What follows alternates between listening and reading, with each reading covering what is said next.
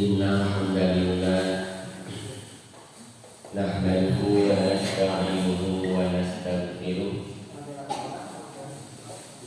wa na'udzu billahi min syururi anfusina wa min sayyiati a'malina may yahdihillahu fala mudilla lahu wa may yudlil fala hadiya lahu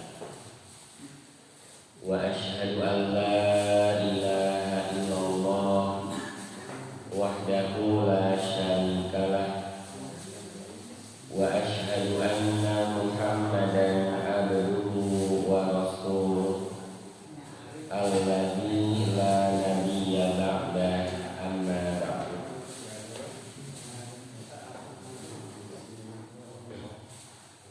Hadirin jamaah Masjid Al-Amin yang saya hormati dan Allah rahmati, alhamdulillah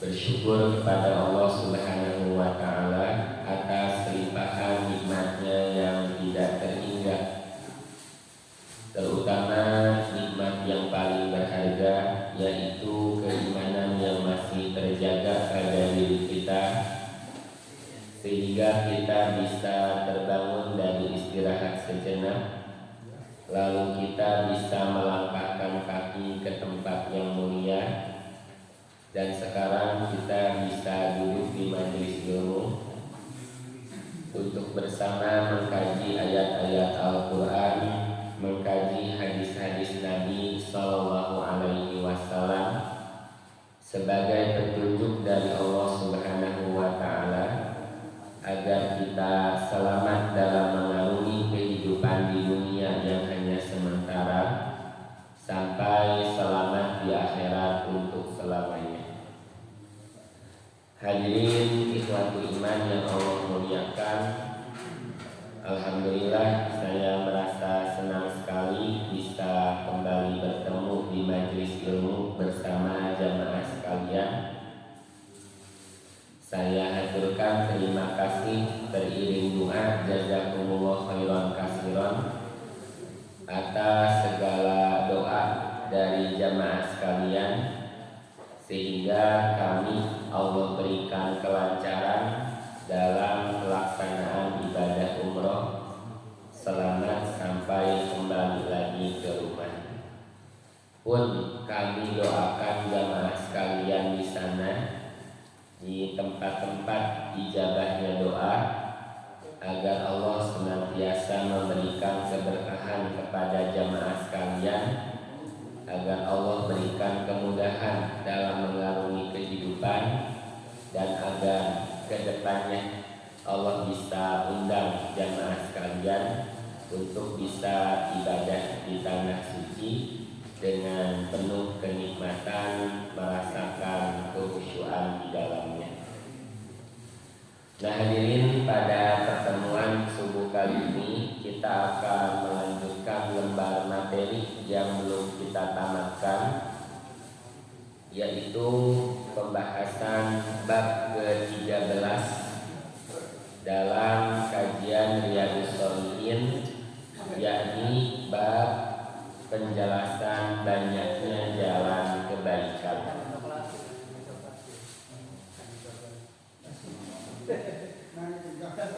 Kita sudah membahas dua ayat banyak resmi, Al-Baqarah ayat 215 dan ayat 197.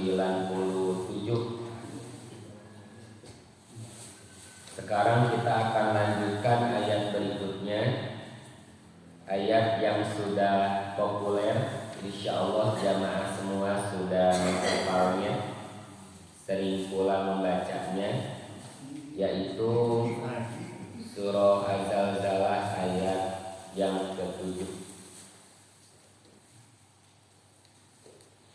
Allah Subhanahu wa Ta'ala berfirman, A'udzu billahi minasy syaithanir rajim. Faman ya'mal mithqala dzarratin khairan yarah. Maka barang siapa mengerjakan kebaikan seberat dzarrah, niscaya dia akan melihat balasannya.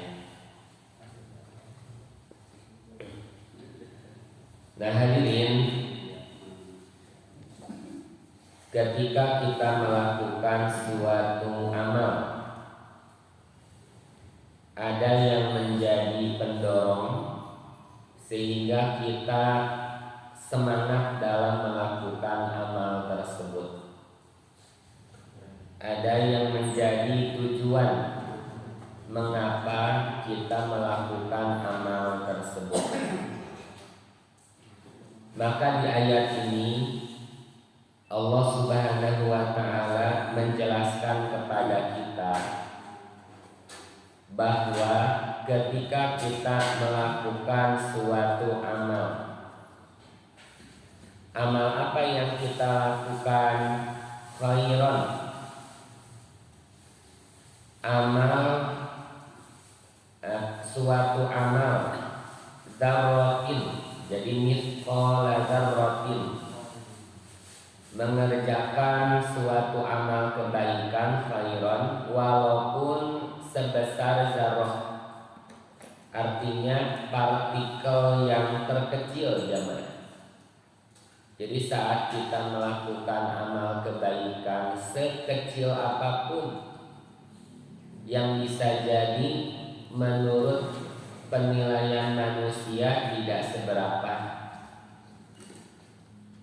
menurut pandangan manusia tidak memberikan dampak apa-apa, tapi tetap suatu kebaikan. Maka sungguh ya rohmu, niscaya dia, kita yang melakukan amal kebaikan sekecil apapun itu, ya rohmu, niscaya kita akan melihat balasannya. Nah maka di sini tidak disebutkan siapa yang memberikan balasan. Nah gitu Pak. Di sini tidak disebutkan siapa yang memberikan balasan. Apakah yang memberikan balasan orang yang sudah kita bantu, kebaikan yang sudah kita berikan kepada orang lain, lalu dia membalasnya? Orang tersebut memberikan sesuatu yang kita harapkan? Tentu bukan demikian maksudnya. Tetapi yang memberikan balasan dari setiap kebaikan yang kita lakukan sekecil apapun adalah Allah Subhanahu wa ta'ala. Karena Allah yang maha melihat kebaikan yang sudah kita lakukan. Allah yang tidak perhitungan memberikan balasan dari kebaikan yang sudah kita lakukan sekecil apapun. Nah hadirin, ayat ini dimasukkan dalam bab penjelasan tentang banyaknya jalan kebaikan. Artinya Allah memberikan banyak peluang, Allah memberikan banyak sekali jalan kebaikan, banyak macam ragam kebaikan yang bisa kita lakukan, yang Allah maha melihat, dan kelak kita akan melihat balasan yang Allah berikan dari kebaikan yang kita lakukan sekecil apapun. Nah hadirin, inilah yang menjadi penyemangat untuk kita terus melakukan kebaikan, baik dalam hubungan kita sebagai hamba dengan Allah Subhanahu wa ta'ala, ataupun hubungan kita dengan sesama manusia. Bahkan tentang kebaikan yang kita lakukan terhadap lingkungan sekitar tempat kita berada. Jadi ini yang menjadi landasan utama, menjadi penyemangat sehingga keikhlasan terjaga, kita tidak merasa sia-sia dari kebaikan yang sudah kita lakukan, karena Allah yang Maha melihat dan Allah pasti memberikan balasannya. Nah hadirin, dari kita bangun tidur saja sampai sekarang kita bisa berada di tempat yang mulia ini, pasti sudah ada kebaikan yang kita lakukan. Kita melihat tadi Bapak Aibnya, kurang mah biasa cali. Pak Aib mah masih kurilingan ya, memberikan pelayanan ya untuk kita, ya membagikan seneknya opieun ya untuk kita. Nah maka kepada Bapak Aib, pastikan mengharapkan balasannya hanya kepada Allah. Jadi itu kalau mengharapkan balasannya kepada kita, ya pasti kecewa kan. Mengharapkan balasannya dari perhitungan ya nominal rupiah yang dibayarkan kepada Pak E, pasti kecewa. Karena saya yakin tidak seberapa. Maka pastikan mengharapkan balasan hanya kepada Allah saja. Sungguh pekerjaan yang paling mulia adalah saat kita bekerja dalam memakmurkan rumah Allah Subhanahu wa Ta'ala. Jadi siapa saja jamaah yang terlibat untuk memakmurkan masjid, Allah memberikan kemuliaan terhadap orang tersebut. Pada masa Nabi SAW, beliau pernah kehilangan seseorang yang rajin beres-beres di masjid, suka bersih-bersih di masjid. Beliau menanyakan karena merasa kehilangan sosok orang tersebut. Maka di antara para sahabat ada yang menjawab, "Wahai Rasulullah, orang itu sudah meninggal dunia." Maka seketika Nabi SAW nampak kaget, nampak marah. Kenapa aku tidak diberitahu? Artinya Pak, pada zaman Nabi tidak semua diurus oleh Nabi. Karena sahabat sudah terilmui, sudah mengerti mengenai bagaimana pengurusan jenazah. Artinya tanpa diketahui oleh Nabi SAW, orang tersebut sudah dimandikan, sudah dikafani, sudah disolati, dan sudah dikuburkan. Namun Nabi SAW nampak kecewa. Kenapa aku tidak diberitahu? Maka para sahabat menganggap, ya ini sesuatu yang bisa kami urus. Ini hanya orang yang sekedar suka bersih-bersih masjid. Maka Nabi SAW minta ditunjukkan di mana beliau dikuburkan. Lalu beliau pun pergi ke pemakamannya atau ke kuburannya dan sholat jenazah di situ. Artinya ini menjadi sesuatu yang harus kita perhatikan, karena tidak setiap yang meninggal dunia Nabi sholati, terlebih ketika sudah dikuburkan. Tapi mengapa Nabi sampai menyolati walaupun sudah dikuburkan Pak di hadis tersebut? Karena tiada lain, orang itu mengambil bagian dari kebaikan yang Allah berikan, yaitu dia selalu terdekat dalam memperhatikan kemakmuran masjid, walaupun sekedar beres-beres, walaupun hanya untuk menjaga kebersihannya. Bukan yang berdiri di atas mimbar, bukan yang memberikan pengajaran, bukan pula termasuk sahabat yang cerdas dalam menerima ilmu dan mengajarkannya lagi. Tapi ketika termasuk bagian orang yang memakmurkan masjid, maka dia pun mendapatkan kemuliaan. Demikian pula keadaan kita jamaah. Bapak yang rutin pergi ke tempat yang mulia ini, sama-sama kita memakmurkan masjid, semoga mendapatkan kemuliaan pula dari Allah Subhanahu wa taala, mendapatkan derajat yang istimewa di hadapan Allah Subhanahu wa taala, walaupun menurut pandangan manusia tidak seberapa, tidak mendapatkan kedudukan dan penghormatan. Itu jamaah ayat pertama. Jadi pasti sedari bangun kita membuka mata di hari ini sampai sekarang kita bisa duduk, kita bisa bertatap muka, sama-sama belajar, pastinya sudah ada kebaikan yang kita lakukan. Sekecil apapun pasti kita akan melihat balasannya, karena Allah Subhanahu wa taala akan memberikan balasan dengan pahala yang berlipat ganda dari kebaikan yang kita lakukan.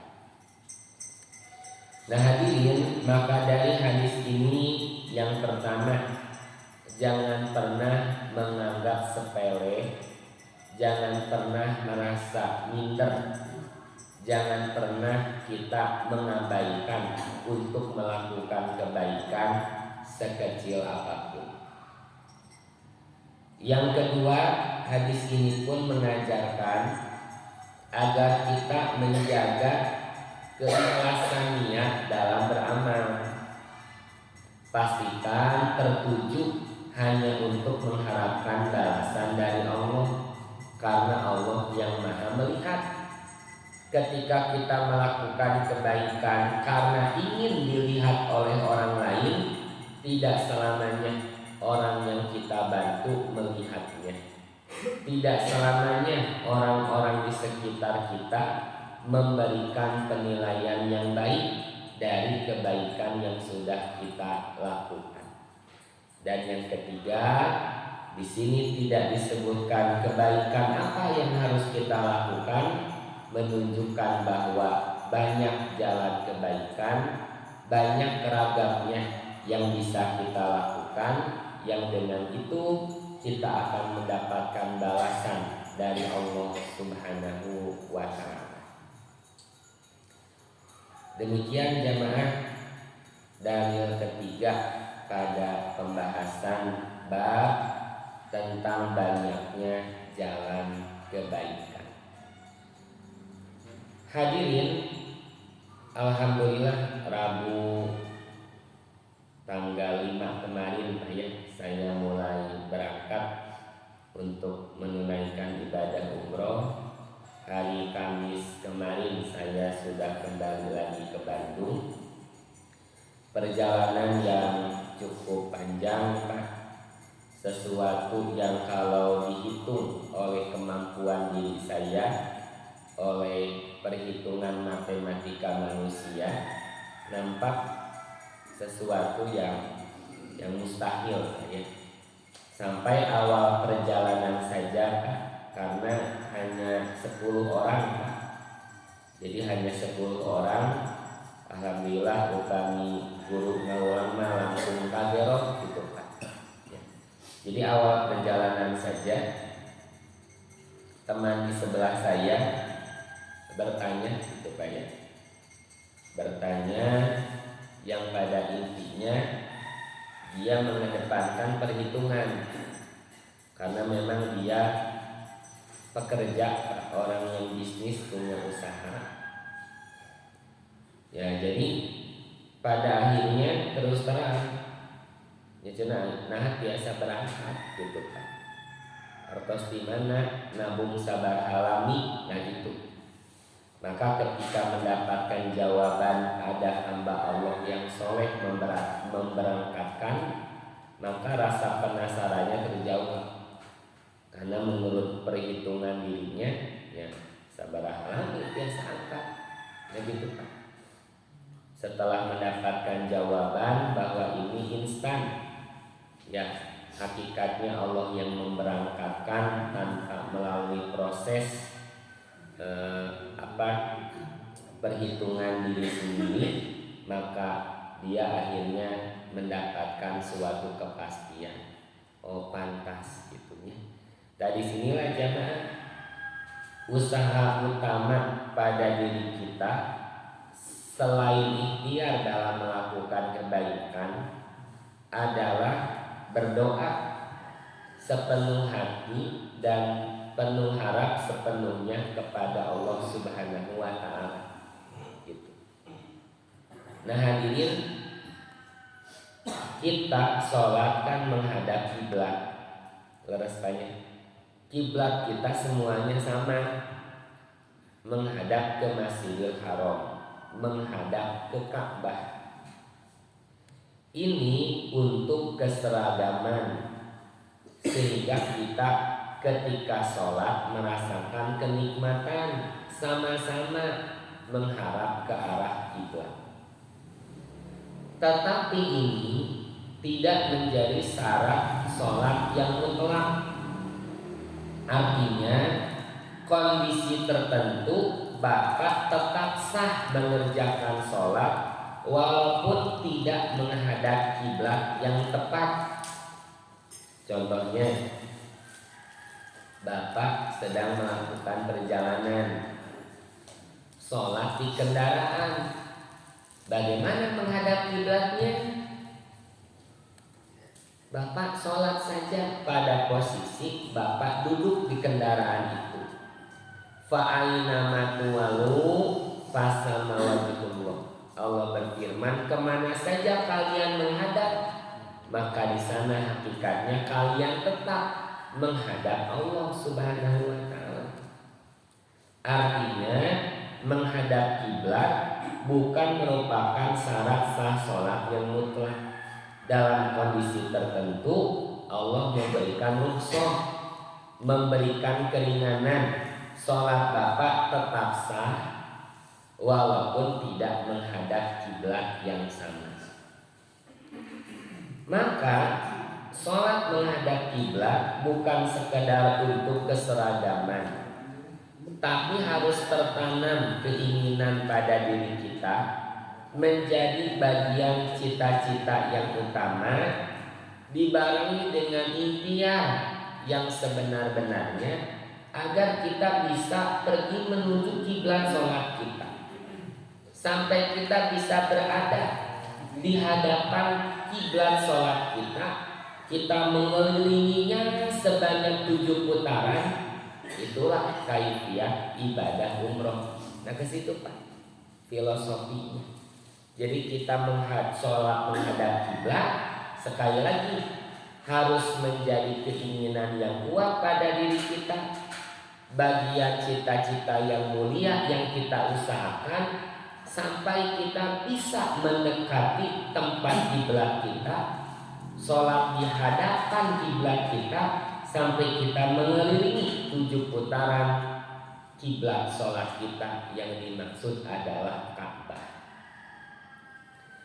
Nah, maka Allah Maha tahu sebesar apa keinginan kita, apa doa-doa yang kita panjatkan, sepenuh harap apa kita dari setiap permohonan yang kita panjatkan. Bagaimana ikhtiarnya? Ayat yang tadi Pak, ikhtiarnya kita melakukan kebaikan saja Pak, kebaikan sebanyak-banyaknya, kebaikan sebaik-baiknya, kebaikan sesuai batas kemampuan pada diri kita. Dari kebaikan yang kita lakukan, Allah Maha melihat, Allah yang memberikan penilaian, Allah yang mengijabah dari setiap permohonan yang kita panjatkan. Saya memberikan materi tentang doa Pak kepada anak-anak didik kami di sekolah. Dulu materi doa setelah wudu Pak. Kan doanya mah Pak bebas. Jadi di antara waktu diijabah doa setelah wudu, kan bacaan yang utamanya mah Bapak baca apa setelah wudu? Baca 2 kalimat syahadat. Gitu. Setelah membaca 2 kalimat syahadat, Nabi SAW mengangkat tangannya begitu tinggi, Pak. Beliau berdoa dan di situ waktu diijabahnya doa. Baik berdoa untuk diri sendiri atau mendoakan orang lain, atau silakan Bapak bebas berdoa sesuai kebutuhan masing-masing. Itu materi yang saya sampaikan kepada anak-anak didik kami di sekolah. Lalu saya bertanya, "So kamu suka berdoa apa? Pakai bahasa bebas, suka minta apa ke Allah?" Ada yang menjawab, berdoa biar aku pintar, biar orang tua aku sehat, panjang umur, kan biasa tanya. Tapi ada Pak satu anak kelas 3 SD memberikan jawaban, "Pak Faisal, aku mah suka berdoa biar bisa ibadah haji ke tanah suci." Itu Pak jawabannya.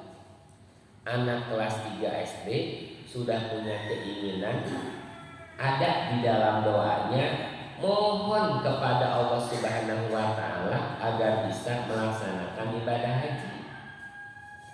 Nah, bagaimana dengan isi doa kita, Pak? Ada tidak terselip dalam doa-doa kita, mohon kepada Allah agar Allah bisa mengundang kita untuk beribadah di tanah sucinya. Nah, maka ini ya di antara yang harus kita perhatikan, harus menjadi yang kita cita-citakan ada di dalam setiap doa kita, agar Allah bisa mengundang kita untuk bisa beribadah ke sana. Tentu pelaksanaan ibadah umroh yang sudah kami tunaikan banyak jasa tangan hamba-hamba Allah yang soleh. Maka sekecil apapun kebaikan yang dilakukan, sampai saya bisa Allah berikan kelancaran ibadah di sana, termasuk dari doa jamaah sekalian, ya Rabbu, Allah akan memberikan balasan, kita akan melihat balasan yang Allah berikan. Kayak gitu Pak. Sekali lagi, saya pun di sana mendoakan jamaah, semoga kedepannya jamaah yang Allah undang, Allah berikan kejutan, Allah berikan kabar gembira, bisa beribadah di sana. Jangan mengandalkan kemampuan diri, Pak. Tapi mati mana aku sadidikeun kecil dengan ya sadidikeun sesah dengan. Dan jangan mengandalkan kemampuan diri. Da Allah Maha Kaya. Ya, Allah Maha Kaya. Kalau menyandarkan kepada manusia, kita pasti kecewa. Bapak penuh harap kepada Allah Subhanahu wa Ta'ala, maka kita akan merasakan Allah Maha Kaya, Allah Maha Kuasa. Mudah bagi Allah, kesulitan itu bagi diri kita. Nah itu Pak, dalil ketiga dalam bab yang kita bahas. Selanjutnya di surah Al-Jasiyah ayat 15, Allah Subhanahu wa Ta'ala berfirman, "Man 'amila sholihan falinafsih." Siapa yang mengerjakan amal soleh itu untuk dirinya sendiri. Wa man asaa fa'alaiha. Dan siapa yang berbuat keburukan akan menimpa dirinya sendiri. Summa ila rabbikum turja'un. Kemudian hanya kepada Tuhanmu lah kamu akan dikembalikan. Nah hadirin, kalau di atas amal yang dimaksud adalah amal kebaikan di surah Az-Zalzalah ayat 7. Kalau di sini ada dua Pak. Yang pertama amal soleh. Jadi kalau kita mengerjakan amal soleh, falinafsi, maka itu untuk diri kita sendiri. Artinya Allah tidak membutuhkan amal soleh kita. Bapak sebaik-baiknya sholat, bapak sebaik-baiknya infak atau sedekah, bapak sebaik-baiknya baca Quran, sebaik-baiknya menjalin hubungan dengan orang-orang yang ada di sekitar, Allah tidak membutuhkan. Tetapi segala kebaikan itu paling nafsi untuk diri kita sendiri, gitu Pak. Bahkan dari setiap amal soleh menjadi wasilah atau perantara Allah mengijabah doa-doa kita. Seperti kisah 3 orang yang terkurung di dalam gua, Pak. Ketika melakukan perjalanan istirahat sebentar di dalam gua, tiba-tiba batu besar menggelinding menutupi gua tersebut. Seketika pengap, Pak, gelap, didorong sekuat tenaga tidak bisa. Bawa uang tidak bisa menolong. Punya saudara banyak di luar sana tidak bisa memberikan bantuan apa-apa. Maka ketiganya bagaimana, Pak? Tawasul dengan amal soleh mereka. Gitu. Yang pertama punya amal soleh birrul walidaini. Yang kedua punya amal soleh menjaga amanah, memberikan sesuatu kepada yang sesuai, memberikan sesuatu kepada yang berhak menerimanya. Dalam hal ini dia atasan memberikan bayaran kepada bawahan sesuai haknya. Dan yang ketiga, kekuatan iman yang bisa menjauhi diri dari godaan wanita. Itu Pak 3 amal soleh. Maka dengan amal soleh yang mereka anggap ini amal soleh terbaik, Allah menolong mereka. Dengan kuasa Allah batu itu bergeser hingga terbuka dan mereka bisa keluar untuk melanjutkan perjalanan. Nah hadirin, jadi amal soleh yang kita kerjakan bukan untuk Allah. Allah tidak membutuhkan. Fali nafsi, tetapi untuk dirinya sendiri. Dan ini sekali lagi amal soleh bisa menjadi wasilah, menjadi perantara untuk Allah mengijabah setiap doa-doa kita. Yang kedua, waman asa'a, siapa yang berbuat keburukan. Tadi amal soleh Pak. Yang kedua amal yang buruk. Fa'alaiha, itu akan menimpa dirinya sendiri. Jangan kira keburukan itu berdampak untuk orang yang kita tuju itu Pak. Jadi kita melakukan keburukan, mau itu menipu Pak, mengambil hak orang lain, menzolimi orang lain, apapun itu terkait hubungan kita dengan orang lain, bukan keburukan itu tertimpa kepada dia, tapi justru kembali kepada diri kita sendiri. Jadi penipu yang tertipu gitu Pak.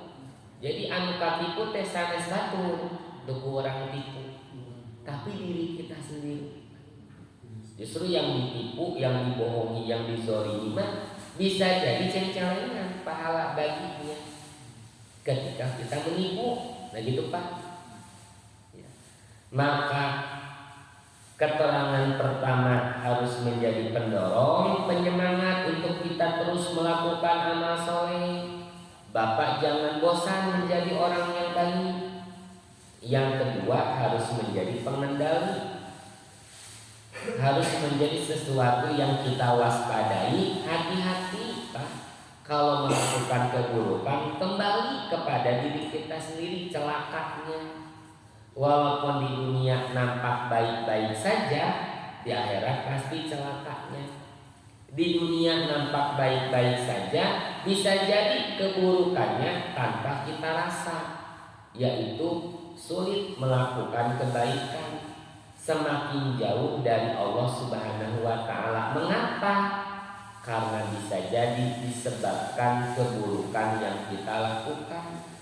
Sebab keburukan itu menghalangi cahaya kebaikan masuk ke dalam hati kita. Sebab terhalang oleh kotornya hati dikarenakan banyak melakukan keburukan. Ya.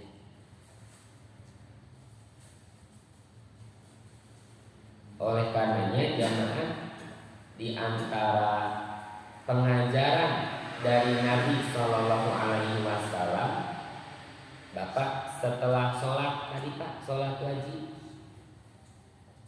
doa apa Pak yang pertama kali kita minta Pak? Bapak nggak doa naon teh? Pertama kali saat salam kan istighfar Pak Laras. Jadi istighfarnya didahulukan. Gimana beberes sholat langsung ya Allah mudahkan ya Allah berikan ini berikan itu. Istighfar dulu. Artinya apa? Bersihkan dulu diri kita dari dosa. Akui, sadari banyak kesalahan yang kita lakukan.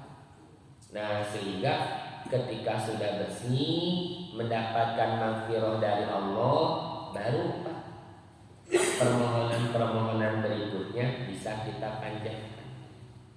Bapak misalnya ada keinginan untuk melakukan maksiat, ada dosa di depan mata, lalu Bapak istighfar, bisa dimengerti Pak. Iya, man beres sholat istighfar. Apa yang kita istighfari padahal Bapak teh beres sholat? Tiada lain Pak, sholat yang baru kita lakukan. Tidak lepas Pak dari kesalahan. Itu. Jadi jangankan yang jauh Pak, sholat saja yang baru saja kita kerjakan tidak lepas dari kesalahan, dari kekurangan. Ketika kita sholat yang harusnya terhubung dengan Allah Subhanahu wa Ta'ala, Pak, terselipkan urusan dunia, pikiran kemana-mana, hati yang tidak terpaut dengan Allah, maka itulah istighfar yang dimaksud. Yang terakhir Pak, kita diingatkan oleh Allah bahwa hanya kepada Allah tempat kembali kita. Ini yang pasti semuanya akan mengalami. Waktunya akan datang tiba-tiba, tidak menunggu persiapan kita. Maka amal soleh yang kita kerjakan untuk diri kita sendiri, dan itulah persiapan terbaik untuk waktu yang sudah Allah tentukan saat kita kembali kepadanya.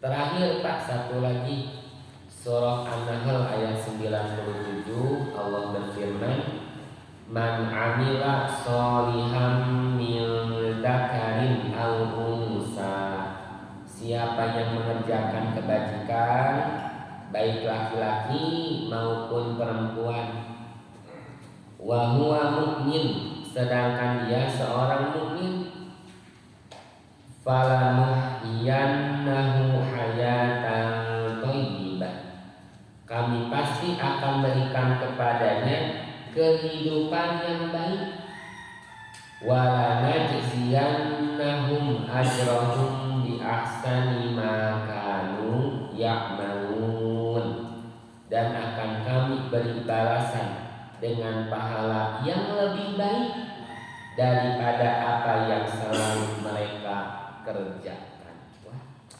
YPK Bitanggeun. Nah, ini yang harus menjadi pendorong semangat kita melakukan amal soleh. Di sini Allah Subhanahu wa Ta'ala menyebutkan lebih terperinci Pak, laki-laki maupun perempuan yang mengerjakan kebajikan. Artinya ada peran yang berbeda. Kita Pak sebagai suami punya peran yang berbeda dengan istri. Dan kebaikan istri mah paling utama Pak, lahan pisurgaeunana teh di rumah. Begitu, di rumah. Maka Bapak bersyukur ketika punya istri ngantornya di rumah. Begitu. Jadi sekali lagi kebaikan utama lahan di surgaeun bagi seorang istri mah di rumah, menjadi madrasah utama untuk anak-anak, menjadi pelayan utama untuk bapak sebagai suami, menjadi manusia yang utama untuk memakmurkan rumah. Gitu Pak. Bapak perannya lebih besar lagi. Nah, makanya di sini dibedakan baik laki-laki maupun perempuan yang melakukan kebajikan amal soleh. Satu, itu Pak, laki-laki perempuan, artinya ada peran yang berbeda. Yang kedua, statusnya wahwa mukmin, dia orang beriman.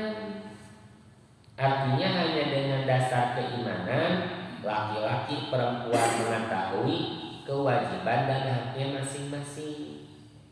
Kalau peran suami istri mengerti dan mengamalkan hak dan kewajibannya masing-masing, insya Allah akan sakinah.